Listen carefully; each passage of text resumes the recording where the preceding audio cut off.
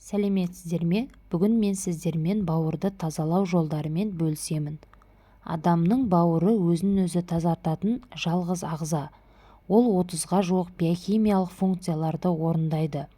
Десе де адамның күшінен тазалауды қажет ететін кездер де болады. Бауырды шылаққа толтыратын қандай тағам деген сұрақ бәріміздің миымызда топ ете қалары сөзсіз. Бауырға бірнеше факторлар әсер еткенде бауыр шылаққа толады. Біріншісі, қазіргі кезде кең етек алған дұрыс емес тамақтану бауырдың жұмысын нашарлатады. Шамадан тыс тойып тамақтану, майлы, тұзды және тәтті тағамдармен толтыру. Күнделікті тамақтану тәртібіне фастфудтарды жиі қолдансаңыз, бауырыңызға салмақ түседі. Екінші, бауырдың ең қауіпті жауының бірі алкогольді ішімдік. Оның құрамындағы этил спирті ақуыздың синтезіне, көмірсулардың өзгеруіне және эндогендік компоненттердің жойылуына жауап беретін дене жасушаларын бұзады. Осыған байланысты бауырда созылмалы қабыну пайда болады. Үшіншісі, токсикалық улану мен дәрі-дәрмектерді жиі қолдану бауырдың ауруына әкеліп соғады. Төртінші, метаболикалық бұзылулар, семіздік және семіздікке әкелетін отырып жұмыс жасау. Сонымен қатар вирустық аурулар бауырдың жұмысын бұзып, шлактың бауырды жаулауына әкеліп соғады. Бауырдың шлакқа толғанын қалай білеміз?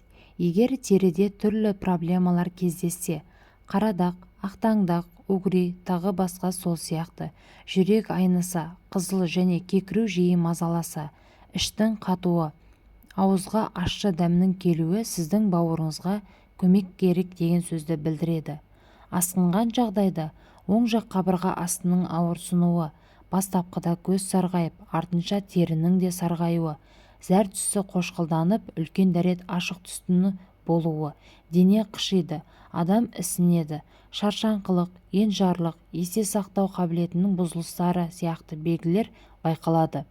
Аталған белгілер тек бауыр ауруларында ғана кездеспейді, сондықтан дәрігерге қаралып, нақты себебін білу қажет. Бауырды үй жағдайында тазалау үшін төмендегі кеңестерді орындасаңыз, бауырыңыз сізге рахмет айтары хақ. Бірінші кеңесіміз: кез келген аурудың алдын алуға алғашқы көмек болатын дұрыс тамақтануды ұсынамыз.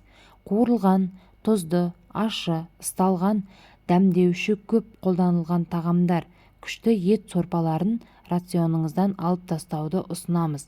Оның орнына көкөністер, жеміс-жидек, сүт өнімдері мен кебек, сұлы сияқты жармалы өнімдерді қолдануға кеңес береміз. Екінші кеңесіміз: су емі. Қазіргі таңда диетологтардың жан айқайы адамдардың жеткіліксіз дәрежеде су қабылдауы, немесе судың орнына түрлі газдалған қанты көп сулармен алмастыруы.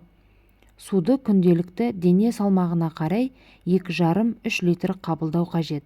Су ағзадағы көптеген мәселені шешетін тегін құрал. Суды жеткілікті дәрежеде ішу созылмалы іш қатуы, аллергияны, семіздікті, терінің солғындануын болдырмайды.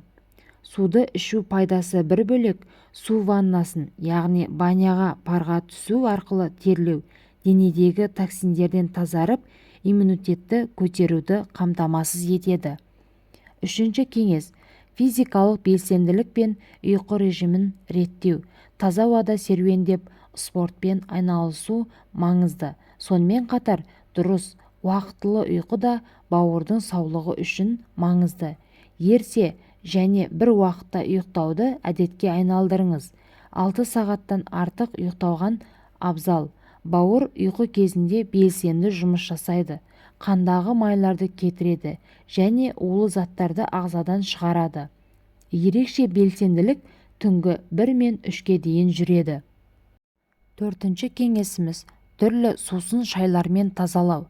Бірінші, асқабақ согының 200 грамын алып, азанда кеште тамақтанудан жарты сағат бұрын аш қарынға ішу керек. Асқабақтың согы гепатит, цирроз, жировой гепатит сияқты ауруларды емдеп, жас сәбидің бауырындай таза етеді.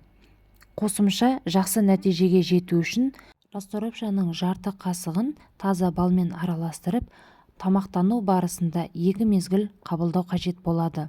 Екінші, сәбіздің согы, қызылша, қиярдың согын жеке-жеке немесе араластырып күн бойында аш қарынға жарты литрден 1 литрге дейін ішсе бауырды шлактардан тазартып қана қоймай, өттегі тастардың да түсуін қамтамасыз етеді. Бұл суды ішу барысында ақ нан, қант, ет тағамдарын тоқтату ұсынылады. Үшінші, 150 грамм мейізді 400 мл қайнаған суға салып, 20 минут қайнатып, бетін жауып тұндырып қоямыз. Дұрысы түнде істеп дайындап қою, таңертең аш қарынға ішіледі. Бұл жоғарыда аталған сулардың барлығын аш қарынға тамақтанудан жарты 1 сағат бұрын ішу қажет. Табиғи сулар болғандықтан зияны жоқ. Төртінші, күнбағыс кептірілген тамырының 100 грамын 3 литр суға қайнату қажет. Осы қайнатпаны күнделікті шай орнына қолдануға болады. Бауырдағы, сонымен қатар организмдегі тұз, тас, құм бәрін ағзадан майдалап шығарады. Қайнатпаны жақсы болғанша іше беру қажет. Бесінші, ит жүзімнің 100 грамын жинап, мясорубкадан өткізіп, согын бір қайнатып ішсе, бауыр ісігіне ем болады. Егер сіздерге біздің бөліскен мәліметіміз пайдалы болған болса, лайк басып, комментарий жазып, подписация батырмасын басуды ұмытпаңыз. Ауырғанша ауырмайтын жол іздейік. Сіздерге берген кеңесіміз кәдеңізге жарасын.